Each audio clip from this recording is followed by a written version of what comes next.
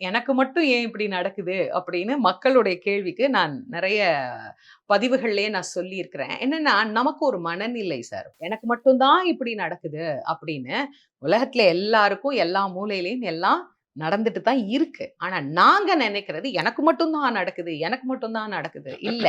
இதே பிரச்சனைய இதை விட அதிகமான துன்பத்தை இன்னொருவர் அனுபவித்துக் கொண்டு தான் இருக்கிறார். ஆனா அது எங்களுக்கு என்ன பண்றது இல்ல. தெரியறது இல்ல. அதனால இந்த கேள்வி இருக்கு. என்ன பொறுத்தவரைக்கும் கடவுள்கிட்ட பெருசா நான் வந்து ஒரு சில நேரம் கடவுளையும் நான் திட்டுறது உண்டு. என்ன முருகன ரொம்ப செல்லமா திட்டுவேன். ஏன்னா, அவர எந்த அளவுக்கு கொஞ்சுறோமோ, எந்த அளவுக்கு அவர வாழ்த்துறோமோ, திட்டுறதுக்கும் அவருக்கு அந்த அளவுக்கு உரிமை இருக்குல்ல. அது எனக்காக அப்படிங்கிறத விட, நம்மை சார்ந்தவர்களுக்காக. இப்போ யாருக்காவது ஒரு பிரச்சனை, அத நிறைய முறை சொல்லி சொல்லியும் அது நடக்கல அப்படின்னா, சில நேரம் கடிந்து கொள்வது உண்டு. "ஏன்பா உண்டு. அப்படி பண்ற?" உண்டு, உண்டு.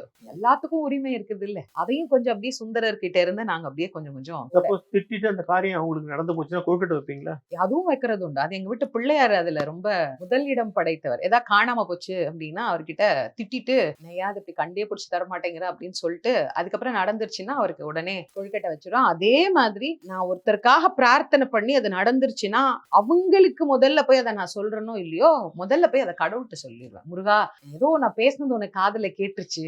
நீ இத அவங்களுக்கு நடத்தி குடுத்துட்ட. நல்லது" அப்டின்னு அவருக்கு போய் நன்றியும் சொல்லிருவேன்.